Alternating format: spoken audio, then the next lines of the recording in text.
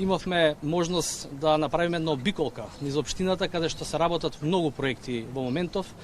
Имаме една градежна офанзива, едно градежно лето.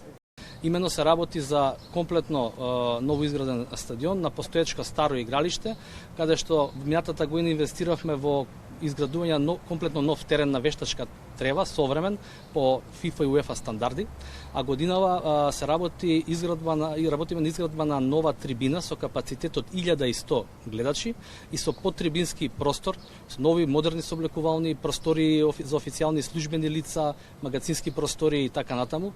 Сакам само да се надобрзам на инвестициите во градинката, каде што и се наоѓаме. Имено денеска ја ставивме во употреба целосен нов објект.